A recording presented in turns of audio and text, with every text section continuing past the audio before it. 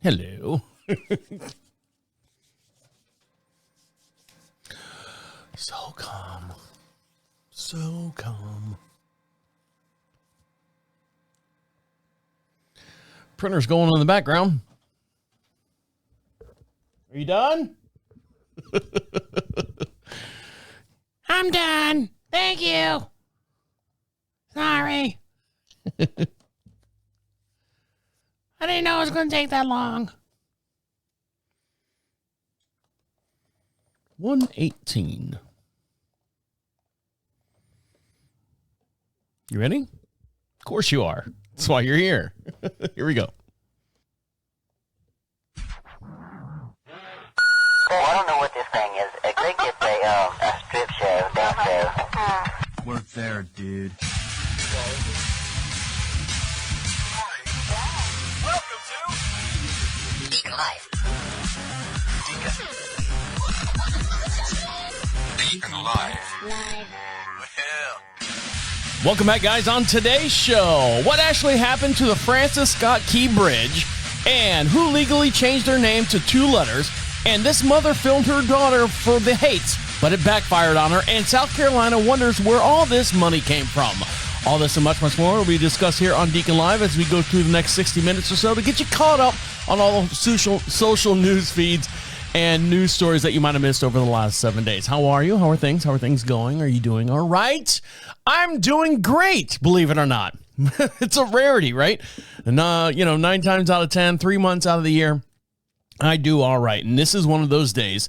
And by the way, congratulations, 10 years. That's right, 10 years doing this show. Actually, this Friday technically would be 10 years, but we don't do the show on Friday. We broadcast every Wednesday at noon Eastern Standard Time from the beautiful city of Marshville, North Carolina, just outside of Charlotte.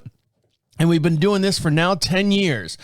And I think all but the first 2 years are up on the iHeartRadio app. So wherever you're listening to us on or at or whatever like that. We didn't start doing videos until I think I'd have to look at the videos, how far back they go. There's 300 and some odd videos of the show. So a weekly show. So we've been doing it for our last 4 years. Is that how math works? 4 years, 5 years, somewhere around there. But you're welcome to go over there and check that out over on YouTube. Just search Deacon Live Podcast. Or you could do this. You could do me a favor and go to ProphetRadio.com, PROPHET Radio.com, and you can see all the stuff that links us to you and you to us as well. Now, I say when I'm doing well, I'm doing better than I normally should, is I had to get out of the house. And when I say get out of the house, I just wanted to get out of the house. Now we got 22 some odd acres here, and there's a lot of stuff going on, and my dad living here and all that stuff. And my dad will come out in the kitchen and just kind of walk around the house, and I'm like, "What are you doing?" He's like, "I got cabin fever." Well, I was getting cabin fever, so any excuse I can get to get out of the house for a little bit and get on the road and drive, I will.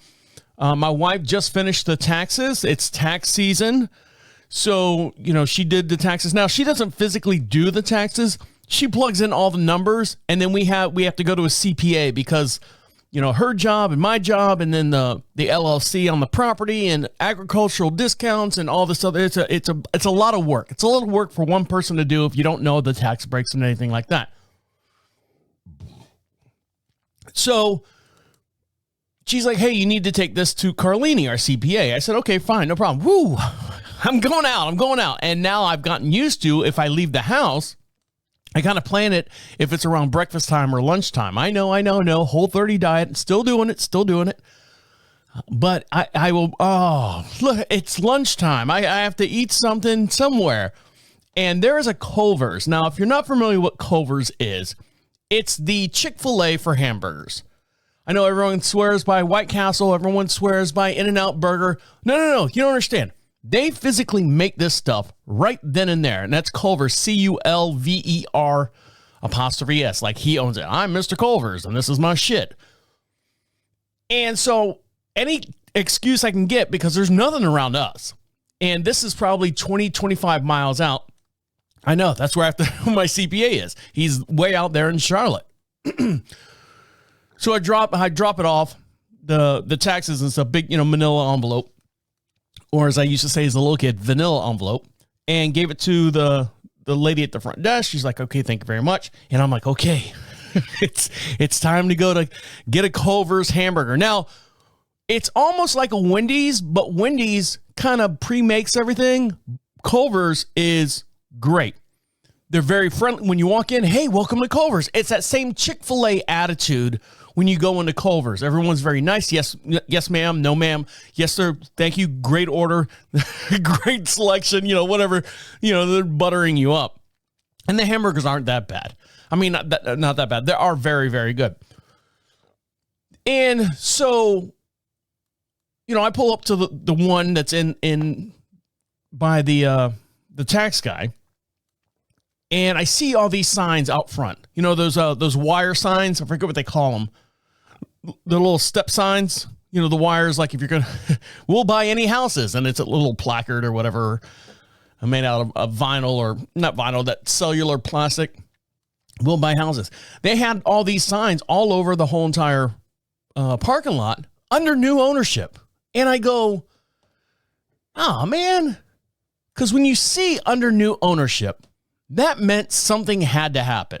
Something in the old ownership fell through, mistreating. I mean, when you hear ownership, new ownership, you always think like the old owner was just like beating everybody, back to work, cook them hamburgers, slapping and not doing well and stealing money. And that, for some reason he's got a gold tooth and, well, like one of those Italian horns, and he's got all his hair all gelled up and stuff. If you're watching me on the YouTube video, a lot of emotions going on here.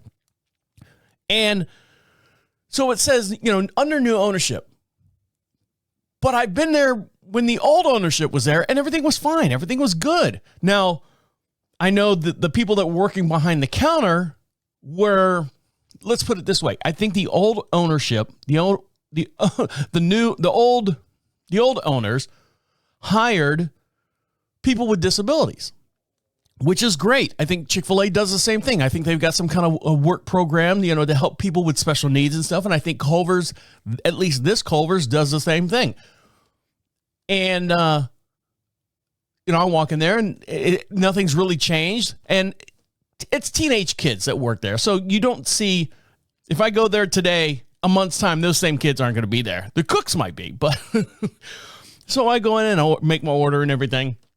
And then I got the thing and I was like going, well, what does it take to change over from, an ownership? I mean, is it that where Culver's takes the business back? You're not doing well. We're taking the business back and then sells it to someone else. I don't know how that works.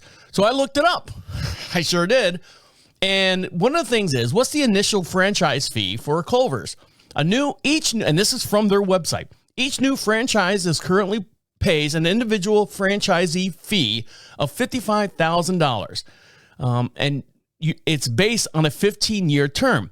This Culver's that I went to has barely been there 5 years. So something must have happened. And then once you go through the 15 years, then you can sign up for an additional 10 years at $30,000. So they cut you a break there. What do you need to actually start a Culver's? How much cash do you need up front? Together, you and any potential investors need to have a minimum of $500,000 in liquid assets to qualify for ownership. And if you prefer to own the real estate building and the equipment, you would need at least $750,000 in liquid assets. So, I mean, this isn't just, you sign on the dotted line and you turn over the paperwork. All right, your contract's up. Go on, you're not just a manager at a fry cook and you get fired. No, someone actually owned this place, and I don't know why they turned it over, but I just was kind of like, new ownership. It's like if you were to, the same aspect, if you were to go to Chick-fil-A and you saw under new ownership, and the Chick-fil-A's only been there for 2-3 years, and you're like going, well, what happened? And I'm sitting here crossing my, well, what happened to the old owner? I want to know these things. But so anyways, it was just an interesting aspect. There's a thought that I had. Burger was fine. I had my fries. I had the sweet tea. I bought my dad a hamburger, brought it home, and I texted him. When I left the house to go on this gallivant, I said to my dad, I said, hey, I might be going by Culver's. I don't know yet. It takes, a good 45 minutes to get there. Do you want anything? And his eyes lit up. He's like, well, if you're going, yeah. I go, well, I'll text you when I get there. I don't know how I feel as far as eating this fast food. So I text him, yeah, I'm going to Culver's. I'm going to eat first, and then I'll get your sandwich and come home. Do you want one still? Nothing. 15 minutes will go by, nothing. 20 minutes, 30 minutes, nothing. I said, all right, well, I ate my meal. I said, I'll go ahead and get him a hamburger. So I brought my dad a hamburger, and on the way home, he goes, oh, no, thank you. I made a sandwich. I'm like, tell shit, Dad. I'm going to shove this Culver's sandwich right down your throat. And it's not bad. It was $5 and it's real meat and all that stuff. All right, guys, we got a lot to get into, lots to talk about, especially that boat that slammed into the Francis Scott Key Bridge. And there's a whole lot of conspiracies, and we're gonna break down what actually happened to eliminate all the conspiracies that was going on there. They were talking about it was planned, there was explosions, and like they brought down the Twin Towers and all this stuff. And I'll dive into that when we come back. So stick around. You're listening to Deacon Live right here on Prophet Radio. I'll be right back. Welcome back to Deacon Live. You want something for free? Well, we will give you something for free, but you got to do something for me, and that's to go over to Prophet Radio, PROPHET radio.com. At the top of the page says free swag, and pick out whatever you like there in a little drop-down menu, and you can see all the fine broadcasting that comes out of the Prophet Radio studio here. Pick out your little prize pack, put a physical mailing address on there. It's not an email grab or anything like that. It's just Prophet Radio's way of saying thank you for listening to us and all the fine programming here on the station. Now, what everyone's been talking about, and Jesus Christ, the conspiracy theories just come right out. As soon as that happens, oh, this is an attack, this is this, and this is that. So if you don't know what's going on right now, there was a sea container coming out of the port. Hold on, I'm going to switch screens here. Not for you, for me. Out of the port of Baltimore. The marine terminal, and it was a huge, you've seen those big ships with all the sea containers and stuff on it, and it was leaving the port. It's one of the highest populated ports coming out of the United States going overseas. Now, one of the things that it has to do is pass underneath the Francis Scott Key Bridge, and he's the guy who wrote, what's the, not a beautiful, the Star Spangled Banner, that guy there. And where the boat hit the bridge is real close to the fort that's over there on the corner there. Fort, what is it, Armistead, where it protects the harbor back in the day. So everyone's going, well, why did this thing go right into the bridge and it collapsed, and now it's going to cut the main vein, which is 695, Interstate 695, from the mainland to the other land. Now everyone's got to go around and all this other stuff and blah, blah, blah, blah, blah, blah, and just freaking shut up. So let me give you a little breakdown of what actually happened. So this boat, and actually I'm going to switch to camera 4 so you can see this video. And this is the video that explains a lot. So let me make sure that we're on the right screen here. So in the left-hand side of the video, I'm sorry, this is as big as this video gets. It's one of those TikTok videos, so it's real small, but it's trying to max it out here. This happened at like 1 o'clock in the morning, 1:30 in the morning on March 26th. And you can see the boat on the left-hand side. There's absolutely no electrics on the boat. The boat lost power. Now, something that you guys don't know. There's the rooster. When a boat loses power and there's any danger around, the first thing they do is drop the anchor, or try to drop the anchor is what they try to do. They physically have to manually do it. They can't hit the electric button because they have no power, and drop the anchor. So let's watch the video. And I know there's like some kind of sad song or something playing in the background, but here we go. So here it comes. Loses the power. So now it's at drift. There's no motor. There it is right there. Loses power. Boom. All the lights go black. So the boat's at drift there. Has no control, no steering. It's like if your car, hold on, let me pause it. Like if your car, the battery dies, you have no power steering, no power brakes. You physically have to stand on those brakes to get the car to stop. The boat's the same way. There's nothing they physically can do. Once they lost power, within seconds to maybe 30 seconds, they recovered power again. Boom, power comes back on. Great. Holy shit. And people go, oh, there's black smoke coming out of the top of the thing. When the power came back on, the captain literally, all right rudder, full right rudder, all reverse engines, all reverse engines. You ever seen a diesel truck fly by you, those jackasses with the big, dualies and whatever, and they fly by you at a high rate of speed? And you see all that black smoke coming out because it's burning all the ash and everything. Same thing what happened with this boat. The captain said basically, reverse engines, and put it in full reverse. And so here's this black smoke coming out because he's heading toward the fucking pylon that holds up the bridge. Now, don't forget, this anchor is sitting in the water now, getting ready to grab below. The boat loses power a second time. That's it. And all of a sudden, you see the power come back on within 15 seconds. Great, we're good. And then all of a sudden, the boat takes this hard left turn. Now, you go, well, why did he turn into the thing? Remember what I said about the anchor? They dropped it off on the port side. Now, if you don't know what port side and starboard side is, easiest way to know is if you're standing in the pilot's chair, port is 4 letters, left is 4 letters. So on the left-hand side of the boat, they dropped the anchor. It hooked, it caught. As the boat's now drifting, pull the boat to the left. Now I'm going to switch back to me because I'm doing all these movements and stuff. And it pulls the boat to the left, making that sudden jerk turn. You can't turn a ship when there's no power. The boat had absolutely no power when it made that turn, and all of a sudden the power comes back on. Bam, hits the pylon. Bam, here down comes the bridge.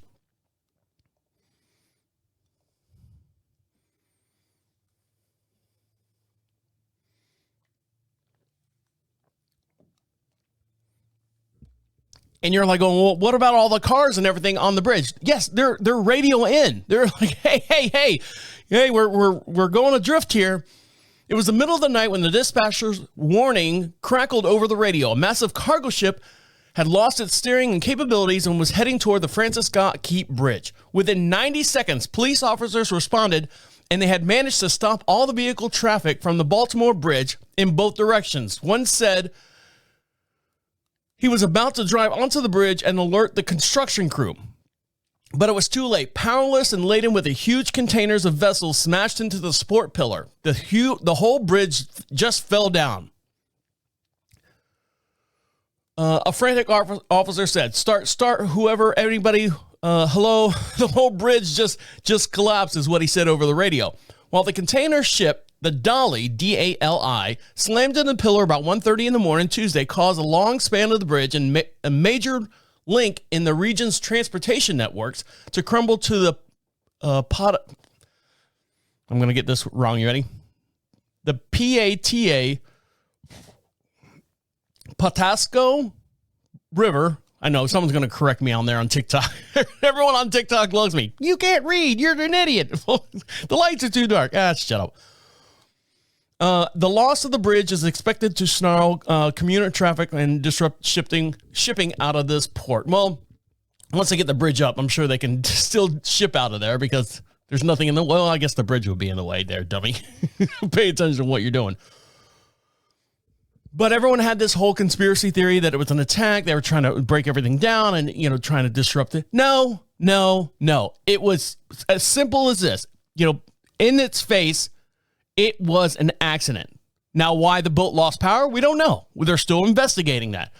And I'm going to switch over this video right here. And this is the aftermath. The actual, the rescue crews were out there once the sun came up and was taking a video of this actual bridge. Look at that. Holy Jesus. There goes all your Temu stuff. Or Temu or whatever it's called now. Yeah, that's a mess. They had drone footage of the bridge completely falling down. So there you go. That's actually what happened. And I would go ahead and argue with anyone out there if they know anything different. Oh, the guy was an ex-Russian whatever. And shut up. All right, guys. When we come back, you ever go into your bank account and you're like, oh, man, I know I got no money in there. And then you look and you're like going, oh, wow, I got $100 left in there still. Because whatever check hasn't passed or cashed yet, hasn't posted. Well, that's kind of what happened in South Carolina. But in the total amount of $1.8 billion, and they're trying to figure that out. So stick around. I'll dive into that story when we come back. You're listening to Deacon Live right here on Prophet Radio. I'll be right back. Welcome back to Deacon Live. You want to be heard? Well, we'd love to hear from you. We'd love to hear about your insights as far as what happened with that bridge. And the way you can get your message in here to us is to go to prophetradio.com. At the bottom right-hand side of the page, no matter what page you're on over there, is a little blue bar that says Be Heard. Click on that. Opens up our microphone. You could be anonymous if you want.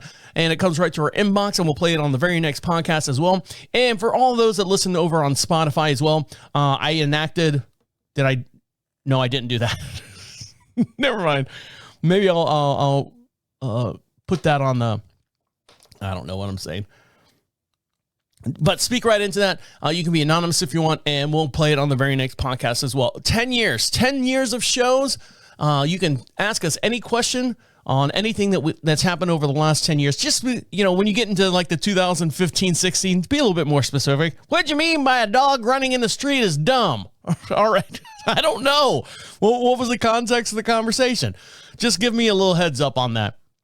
So if you got a microphone on your phone, your tablet, or your PC, you can speak right into that and comes right here to our inbox, and we'll play it on the air. Now, this gentleman right here is getting in big trouble. A Venezuelan TikToker who went viral last month after defending illegal immigrants, criminals.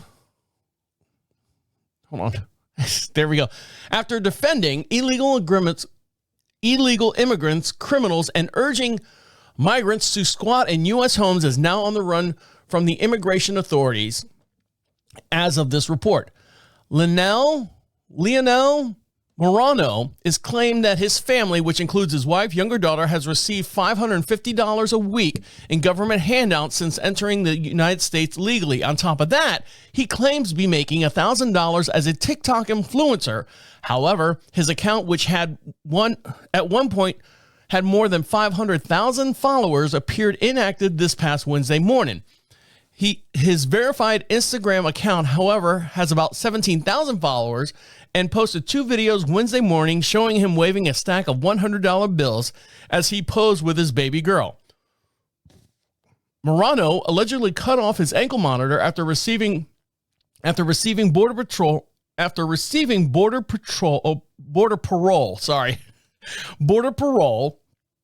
and is now listed as on the run from migrant authorities. So what he was doing, he was telling the migrant people, oh, these fucking things. Essentially, once you get across the border, go find a house that's abandoned and squat in it, because squatters' rights, Jesus Christ, it takes a act of Congress to get these people out of their houses. So he's on the run, and be on the lookout for him out there. It's a guy running around with a stack of 100s holding his baby girl. Now, speaking of $100 bills, artificial intelligence is making it easier for fraudulenters to carry out more sophisticated hacks on financial firms and treasury departments.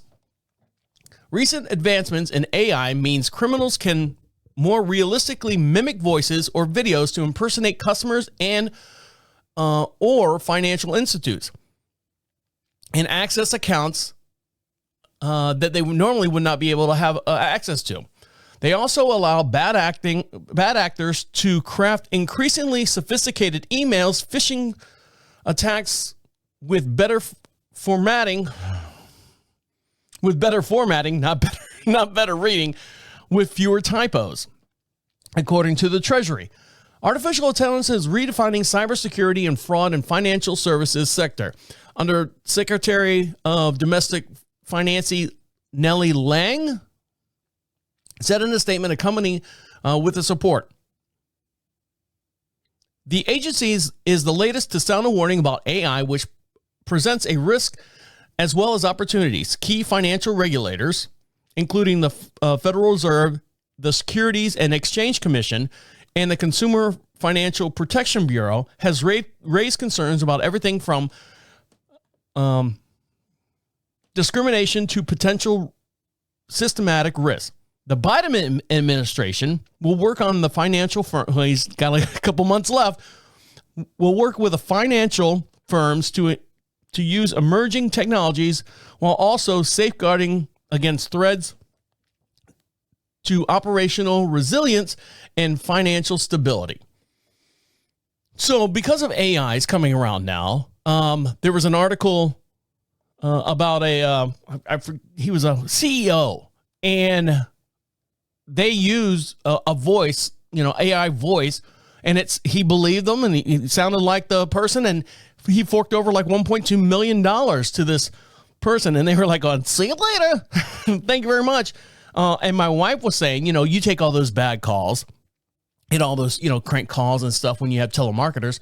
She's like, you have to be careful. You have to be careful because they're recording your voice, and then they can take your voice and change it and have basically you talk to you. And I go, yeah, babe, but I just, I understand my boundaries and stuff. I use a fake voice. Like when they call and I go, hello, that type of stuff. But, she just gave me a warning. I say, I understand, babe. But there are companies out there, telemarketers or whatever they are, they're just asking you simple questions and stuff, and they're getting your recorded voice, and then they're going to turn around and use that at your bank or whatever to drain your funds, which is stupid. I think banks, there's a two verification system, so that's what's happening there. Unfortunately, South Carolina has $1.8 billion in the bank that they have no idea where this money came from. And South Carolina has collected about $1.8 billion in a bank account over the past decade. And it does not know where it came from and where it's supposed to go. It's like going to your bank and, I'll get on to that. The bank account, which is now being examined by the state and private accountants, is the latest trouble with the state's books and comes after South Carolina's top accountant resigned last year. In that case, elected Republican Comptroller General Richard Eckerstorm stepped down from his agency, started double posting money in higher education accounts, leading to a $3.5 billion error that was all on paper. This paper error started a decade-long transition to a new accounting system, which began in 2007. But the $1.8 billion involves actual cash placed into the account. Now, lawmakers are asking why and where this money came from and why it was parked there in the first place and why officials have never fixed the problem. There is one thing that is swept under the rug for years. Investigative accountants are trying to untangle this mess, but it appears that every time the state's books were out of whack, money was shifted from somewhere else into another account to help balance it out. The state Senate leaders said that we have no idea where this money came from. Of course you don't. If you're playing this shell game, South Carolina, do me a favor. I know what to do with that $1.8 billion. Ready? Fix your fucking roads. How about that? Throw that in there. Even if it's supposed to go to somewhere else, they won't mind because they didn't know it was there anyways. Fix your fucking roads in South Carolina. We live in North Carolina, but where we live out is about 45 miles from the South Carolina border. Back roads and stuff like that. And literally, I will take a picture next time I'm there. It says, "Welcome to South Carolina." All the roads are all smooth and paved right up to that sign, and then all you see is fucking potholes all the way down the road. 1.8 billion, fix your roads, fix your potholes, fix those I-26. Everyone out there, now I know we just came down from Florida and stuff. They're doing a lot of stuff on 95. They're clearing out all the bushes and all the shrubberies and all that stuff on the medians there. But still, the roads suck. Now, they've gotten better, but now that they got $1.8 billion, they can make them a little bit better. All right, guys, when we come back, Whoopi Goldberg. We normally don't get into all that stuff with The View and stuff, but she jumped off the set and started running into the audience and started yelling at people. And I'll dive into that story and what actually happened. So stick around. You're listening to Deacon Live right here on Prophet Radio. I'll be right back. Welcome back to Deacon Live. Make sure you follow us on all your social networks, and the way you do that is go over to Prophet Radio, Prophet Radio. At the bottom of the page, or actually at the top of the page, it says social contacts, and you can see all the stuff that links us to you and you to us as well. You can see us over on Instagram, which is more of our personal page there. You can find us over on Facebook as well. Make sure you like and subscribe to us over there, and you can see all the stupid things that I do over on Facebook. Normally it's arguing with people, and a lot of the people out there, that they post stupid things. There was one gal, I say stupid things. Everyone who posts something on Facebook, they believe it in their whole heart. This one girl, I want to say, white girl dreads. So we're already at that point, right? She posted a picture of all these different women with hairy armpits and hairy legs. And, this is why I stopped shaving my armpits. And I just kind of said to her, I said, well, that's great, but you have to understand that people look at you differently, and your opportunities in life are a little bit different, are going to be limited, unless that's exactly what you want to do. I said, your opportunities in life and the people look at you are going to be limited. And she took offense to that. And I'm like, no, you don't understand. You are going to be, if I walk around with holes in my shirt and holes in my socks and holes in my jeans and all that, and I've got, a 2-year, 4-year, 6-year degree, people are going to go, I don't care. I don't care what you got. Look at you. Look at the way you are. Unfortunately, I hate to say that, but that's the way society is. She's a kayak instructor, but I guess so that's, the field that she's in. She's young, she's probably not even 30 yet. But eventually, age and time and everything's going to catch up to you, and you've got to make a decision, to be quote unquote an adult, or be an adult in a different environment, or if this is what you're going, that's what you're doing. It was just a simple little statement. I hope you understand that this is hairy armpits on your legs, hairy pits, hairy legs on a woman is not looked upon in, modern day society. And I say corporate world. I don't think she'll ever hold down a corporate job. If you want to paddle the kayaks all day long, by all means, good luck to you. Hope you're the best kayaker in the world, and you do an Instagram channel and you make lots and lots of views and friends by doing that. Now, this story right here, this is a hard story to swallow. In Baton Rouge, a mother of a 4-year-old who shot himself has been arrested, according to the Baton Rouge Police Department.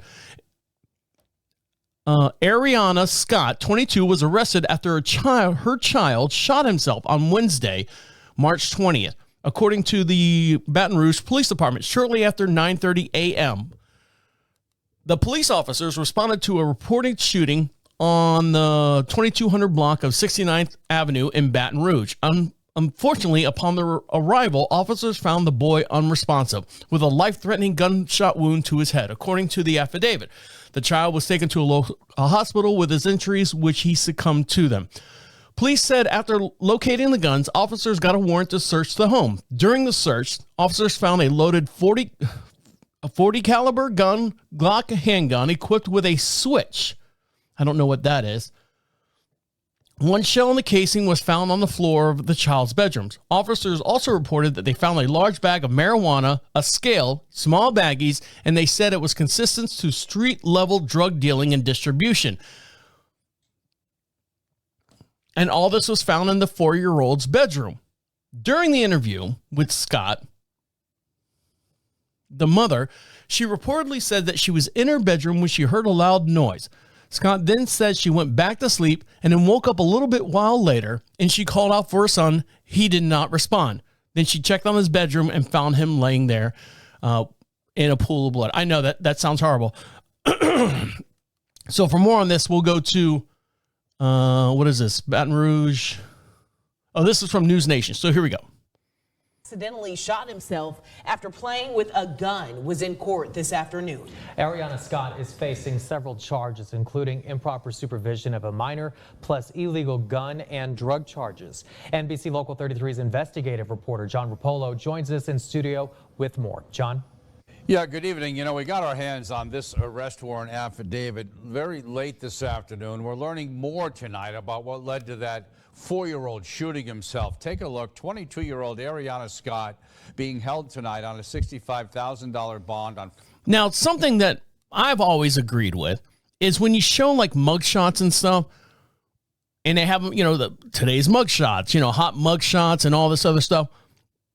When you as the community see that mugshot, you're like, well, he's guilty. There's his mugshot. He's guilty. On this mugshot here, and you can see this over on YouTube because every podcast we do has a matching video. You can see this in real time as we're talking about it here. They have her, and she's in a little red hoodie, and she's standing in front of the screen or whatever. At the bottom of her picture, it says, and this is the first time I've ever seen this, it says, all persons are presumed innocent until proven guilty, in big, bold, red letters. Now, they kind of went a little carried away with the font because the font looks like it's spray painted, or on the side of a box you spray paint fragile and it looks like it's been it's not like, what is it, area black narrow or something like that, or Times Roman. It's not. They've kind of doctored cabin fever, cabin whatever it is. It looks like the font. It makes it look a little scary, but it says, they took the effort and put all persons are presumed innocent until proven guilty at the bottom of her arrest picture. So more on this. 5 different charges, including improper supervision of a minor. The incident, it occurred on 69th Street in Baton Rouge, 9:30 Wednesday morning. Scott said she heard a loud bang in the home and went back to sleep. She woke up and found her 4-year-old son in a pool of blood in his bedroom. He suffered a gunshot wound to the head. He was, as I said, in a bedroom when police arrived. They found a loaded .40 caliber Glock equipped with an illegal switch, allowing the weapon to fire fully automatic. Oh. Scott told police the gun is usually stored in her bedroom closet. She was unsure how the child got a hold of it. Police say due to Scott's prior criminal history, it's illegal for her to possess a firearm. Baton Rouge Police Chief, well, he spoke to the toll it takes on officers answering calls involving children. And anyone. What most of the community does not understand is that these officers were first on scene, dealing with a 4-year-old with critical injuries, rendering first aid to this 4-year-old. And I don't know if you just saw the police car leave, but now they're going to answer other calls, going to help other people in the public. So I wanted to get up here and check on them. All right, police also say they found a large amount of marijuana inside the home. As far as the condition of the 4-year-old boy, police say he remains in critical condition at this hour in the intensive care unit. We're also being told DCSF is also investigating. And unfortunately, an update on that, he did end up passing away, which is sad. So, hold on, let's switch back to camera 1 now.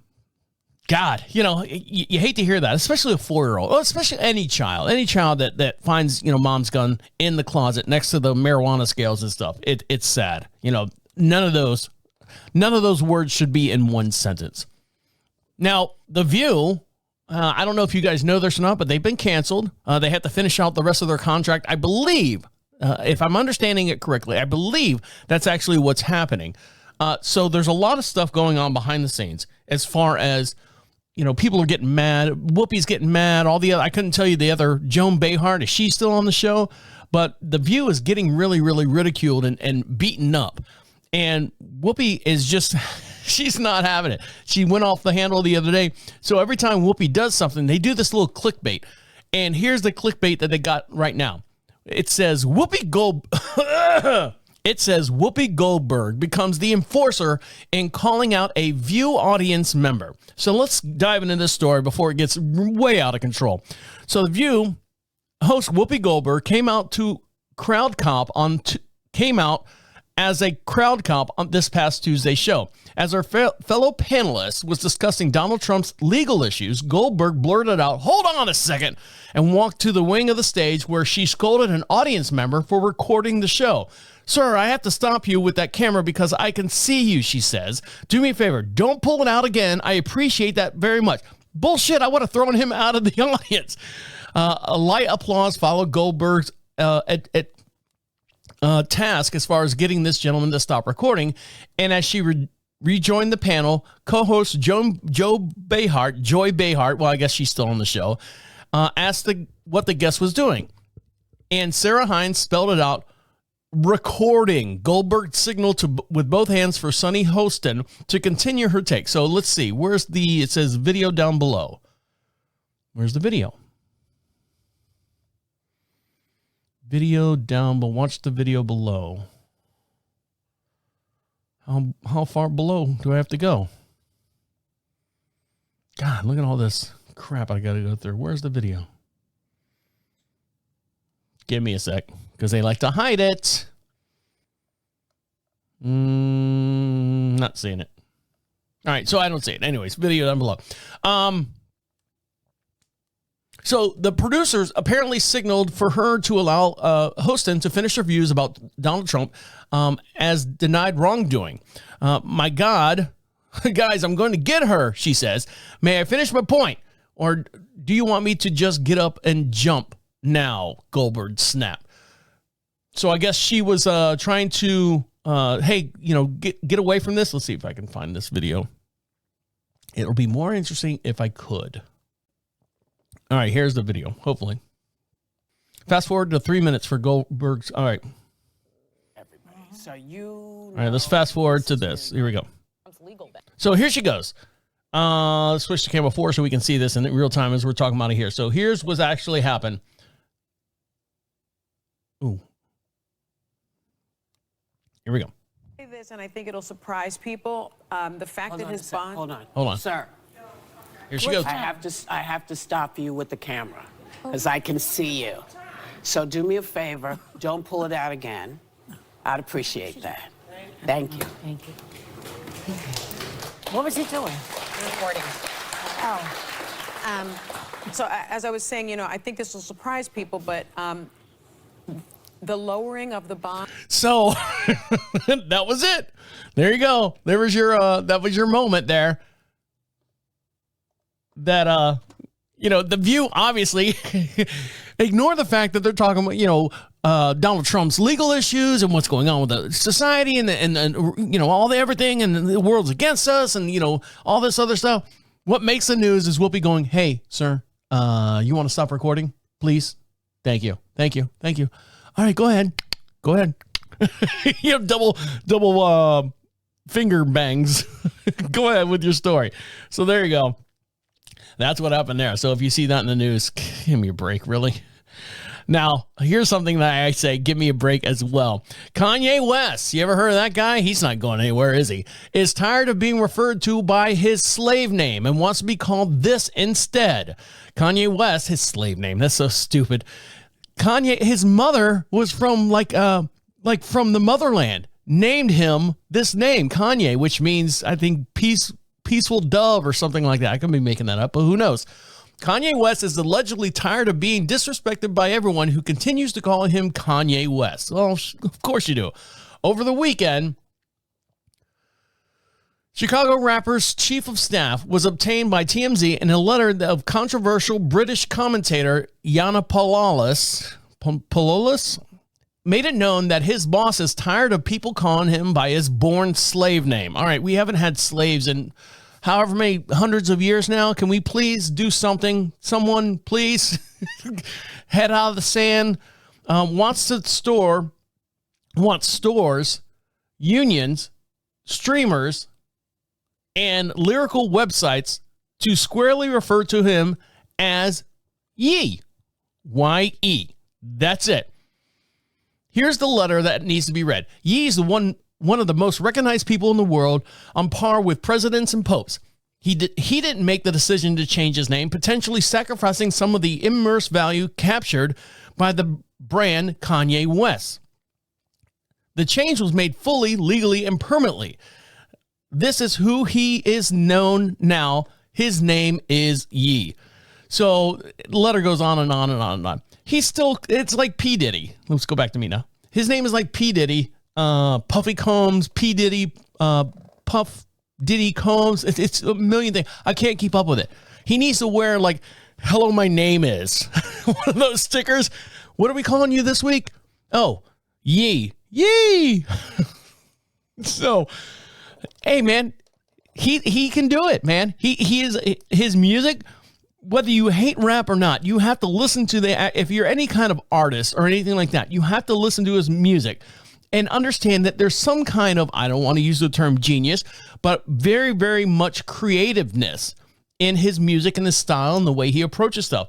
It's very I mean, like I said, any producer out there could appreciate the talents that are involved behind him, behind Kanye. Oh, I mean, Ye. So that's who he is now. All right, when we come back, video captures a guy in California on the side of the road, homeless. I know, dime a dozen. But this guy is eating a human leg. And we'll dive into that story when we come back. You're listening to Deacon Live right here on Prophet Radio. I'll be right back. Welcome back to Deacon Live. Make sure you follow us on all your social medias. And the way you do that is go to Prophet Radio. Proud sponsors of Deacon Live. That's PROPHET radio.com. At the bottom of the page says, be heard. We'd love to hear from you. You can be podcast famous. Speak right into whatever device that you have a microphone on. You can be anonymous if you want. Speak right into it, and you can ask us any questions over the last 10 years of shows that we have available. I think actually the last 8 years are available over on iHeartRadio. The first 2 years, we were dealing with a different server. I've got them on my computer, but they're not available to the public. So maybe I'll open up one of those. If you're interested, let me know. To hear the first 2 years of the Deacon Live podcast, and where I've got like a little squeaky voice. 10 years ago, I'm just a little boy with a microphone. Now, I didn't know this was a thing. You've heard about people going on and on and on about, people at Culver's, people at Burger King, people at Chick-fil-A, people at all the fast food joints I want $22 an hour. That's what we want. We want this, and we're tired of it. And then I see, now hiring $12 an hour. So they're not getting it at these local places, but I see it all around in the next town over. Now hiring, starting at 13, hour differential, $1 extra. In these venues, McDonald's, Burger King, and so on and so forth. I didn't realize that Waffle House, when you think Waffle House, what do you think? You think Grease Spoon, you think of, the people that work there are no different than the people that eat there, if you know what I mean. Catch my drift. They're almost one and the same. They're almost all from the same trailer park. I hate to say that, but if the shoe fits, you might as well throw it out the window, is what I've always said. Now, I'm going to switch to camera 4. In Atlanta, Georgia, right now, the Waffle House workers are on strike. Now, this is from the TikTok account Raise Up the South, and this is the Workers Union of the Southern Service Workers, the USSW. They turned in their notice to the boss saying, hey, we are on strike. So here's this video, and we'll play it in real time so you guys can watch it here on the show. There we go. Make sure I got the right video up. So here we go. We just delivered our strike letter to our boss because we're demanding $25 an hour, 24/7 security, and the meal deductions to stop. Okay, so they want $25 an hour. Now, this is as of March 5th. They want $25 an hour. They want $25 an hour. They want, let me see, what was their they want 24/7 security. Okay, I can do that. 24/7 security, more cameras up, something like that. And the meal deduction to stop. Now, I didn't know that they did this. I remember being a server. I moved back up from Miami, and I needed a job, and I got a job like a Gators Dockside, which is like a wing house type thing where they just sell wings and a bunch of other crap. I worked there for 30 days. But you had to come up with $2 that you gave the house because it was to cover the silverware, and they had the cheap silverware. So anytime I go to a restaurant, if this is cheap silverware, it's getting thrown out all the time. So the servers have to pay $2. I guess at Waffle House, they deduct $3 for a meal, whether you eat or not. Well, I would eat unless there's a reason why the servers don't want to eat that food. But they say they want the meal service or the meal deductions to stop. So they want $25 an hour. We'll get there, right? We'll get there soon enough. Then there goes your tips. See you later to all your tips. They want 24-hour security. Okay, we can do that. And the meal deduction. All right, we can do that as well. We delivered a letter to tell them they had 2 weeks. Today is the 2-week mark. Therefore, we're striking for 4 days. No changes are going to be made unless we do something and we hit their pockets. So that's exactly what we're doing. We ready.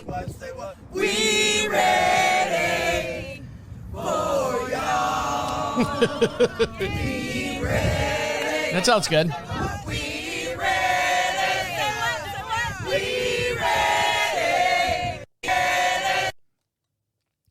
Based on the internal survey, we estimate that the value of the Waffle House nationwide meal credit deduction policy could total nearly $30 million per year to the company. So that's probably why they want the meal thing taken away. But on the flip side of that, think about it. Oh, you want a hamburger? And, you know, just, hey, Joe, just make me a hamburger and I'll eat that. Think of how much, on the flip side of that, the other sway of the pendulum, how much food are they going to steal? Now, I say steal. You know, eat a French fry or two. Yeah, it's not going to break the bank. But, hey, you know, hey, can you whip me up a waffle and some eggs? I'll eat it before I start my shift. And if they don't pay for it, then they're losing $30 million a year. It's that kind of industry. You have to understand, you know, the boat that you're floating in type deal.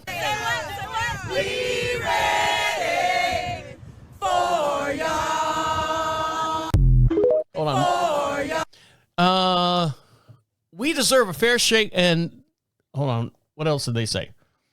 The $3 for their meal thing is going to the company and not to the workers. Yeah, there should be some kind of like a fund where the $3 go into the workers. I can understand that. All right, let's say that. I can understand that the $3 should go to a pot and comes out of the community. So each store, if they've got 10 employees, 15 employees, you've got a budget of, let's say, $5,000.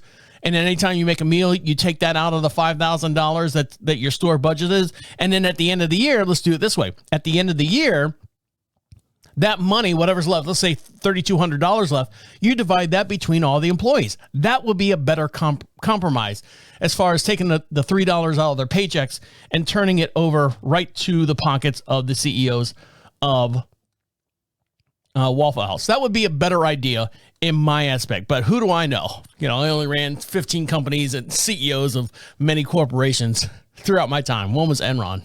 How are they doing now? I left a while back. Are they still around? Now, this guy right here, this is, you know, one of those stories that come out of California. Oh, there's a homeless guy walking on the street. Okay, got it. There's a homeless guy walking on the street who's on drugs. All right. Check that box off. There's a homeless guy walking on the street with a human leg in his hand. All right, that gets a little weird. There's a homeless guy on the street on drugs with a human leg in his hand, and he's eating it. Whoa, let's find out what's going on with this story here. A California man was arrested after allegedly taking a leg from the scene of a deadly train collision in Wasco on Friday.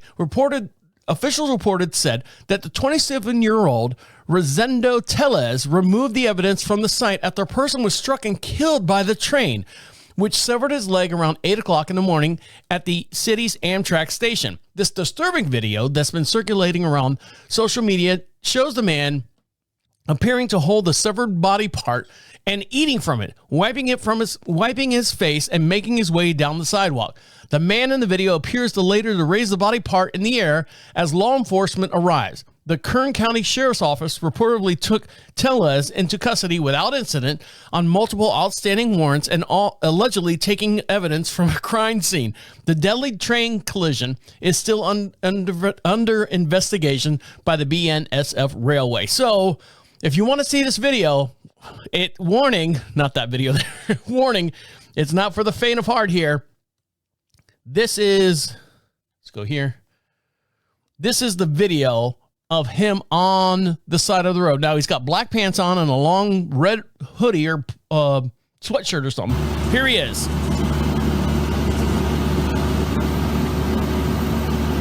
He looks drugged out. He's sitting there. He's like leaning over, like barely standing up.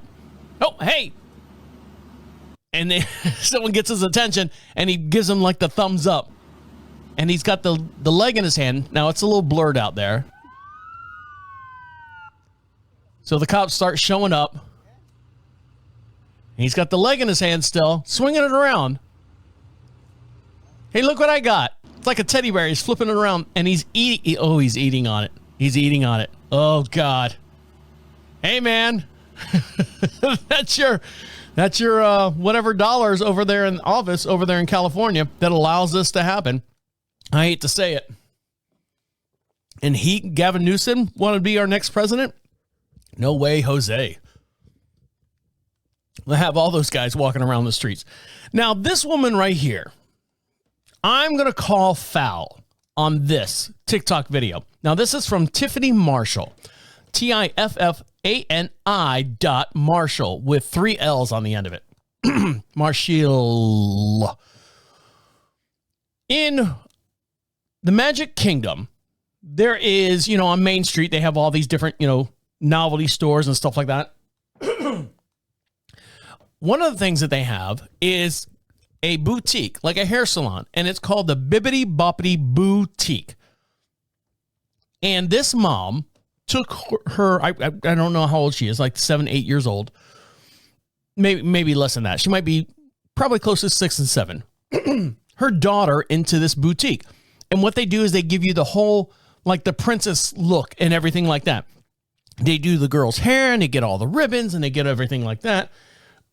And, they pick out whatever pack that they want. And the girl gets a princess day spa type deal. So that sounds all well and great, right?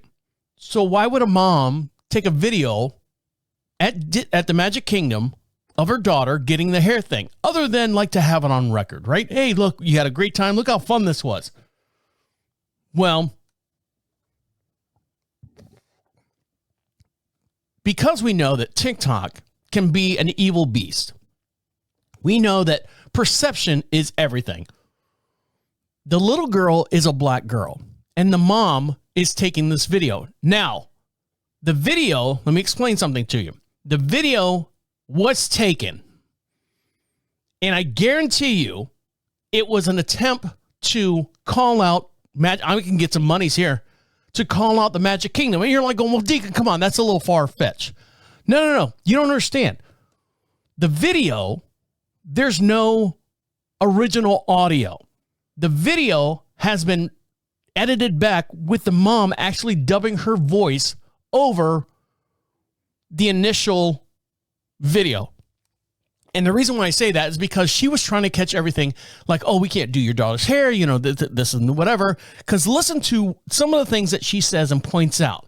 She says, I wanted to see how well these people could do my daughter's hair, so I left my daughter's hair in the natural state, of a black little girl at 6 and 7 years old.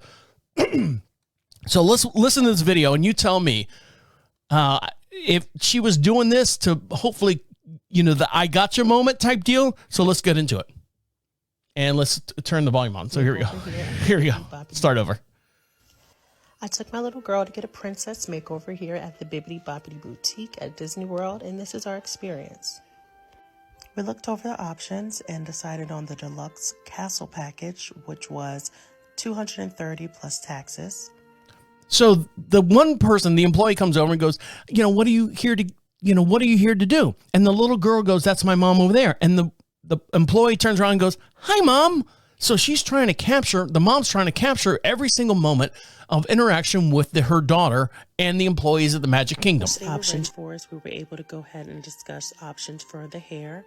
And we did decide on the royal braid. And that is a bun with a braid wrapped around it. Now she's looking at a menu. She's looking at an actual menu of all the different hairstyles and stuff.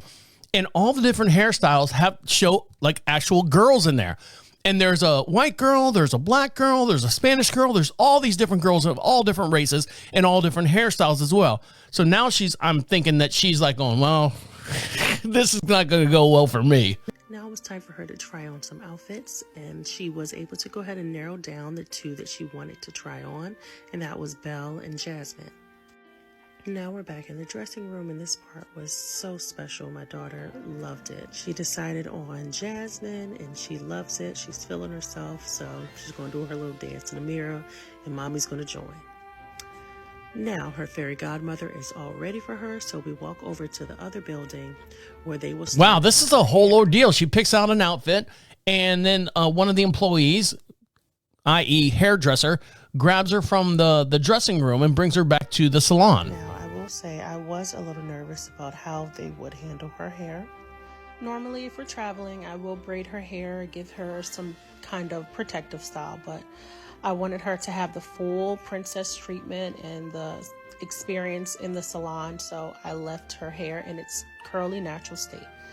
Before coming, I did try to do some research here on TikTok to see some other little black girls' experience here in the salon to see how they handled their hair or what styles they got. And I wasn't able to find anything, so I wasn't sure what to expect. The hair salon person is, spraying her hair down with water and pulling it all up and doing the bun and everything. And the mom says, I couldn't find any experiences about a little black girl on TikTok, about having this experience. So why not? Now, you can say that she's doing this to show everyone else, yes, the Magic Kingdom can care for a black girl's hair. But then why is she doing the dub over when, if it was the original audio from it, I know everyone's going, you're reading too much into this. I'm sorry, but we are so jaded with TikTok and what is actually in front of you. Conspiracy theory. I want the gotcha moment type deal. The little girl looks happy. She's having a great time. The hairdresser, the hair salon, the employee, she's a white woman and she's doing a black girl's hair. And you kind of go, okay, well, how does that work? But it's the hairstyle. It doesn't have to deal with the actual physical hair. They're just styling the hair. But I honestly don't have any complaints. Winter was happy. She was very gentle. I think she did a good job. As you can see, they're now doing her nails, just a simple gold glitter, a little bit of eyeshadow and lip gloss, and she was ready. And here is her first look. So pretty. I know that she'll never forget this experience. They really made her feel like a little princess, and I love that for her. Now, just to give an idea of how long everything took, her appointment was at 10. We got done just before 12 noon. At the end, her fairy godmother gifted her a cute little necklace, and they also threw in the comb, brush, makeup palette, and nail polish that they used during her makeover. Overall, we were very pleased with the services. They did such a great job with Winter. They were very professional. They stayed in character. I know this is something that she'll never forget. Walking around the park, she got so much attention. People thought her outfit was so cute, and I definitely would recommend if you're thinking about booking. So I hope you enjoyed this video. So that could have gone bad. That could have gone really bad with the hair thing. I mean, she could have, here's my money. Here's where I get it. I know. Why am I shallow for thinking about that? Because we've all seen it. Not just me. We've all seen it out there, time and time again, where everyone, gets this, gotcha moment type deal. But Winter looked like she had a good time. Everything was fine. Everyone was happy. And I saw some other stitches where they TikTok it together, and I know, listen to old man Deacon here, and a lot of black women were like going, man, that hairdresser had that girl's hair up just natural like my mama used to do my hair and all this other stuff. So it's a feel-good story, but I think there was an alternative thing that she was trying to go for on there. So I don't want to call us, oh Jesus, call a spade, but I mean, there's just something out there I think she was going for, that gotcha moment where she could have made a bunch of money. Anyway, everything turned out great. All right, guys, on that note, I'm going to let you get back to enjoying the rest of your day. Make sure you follow us over on YouTube. Make sure you follow us on social networks. Get some free stuff over at profitradio.com, and we'd love to hear from you as well. At the bottom of the page, hit Be Heard. Records a message, comes right to our inbox. You can be anonymous if you want. We'll play it on the very next podcast. Happy 10 years of us doing the show. All right, guys, on that note, my name is the Deacon saying good nights and good nights. Wait, come back. The absolute end. Écoute-moi.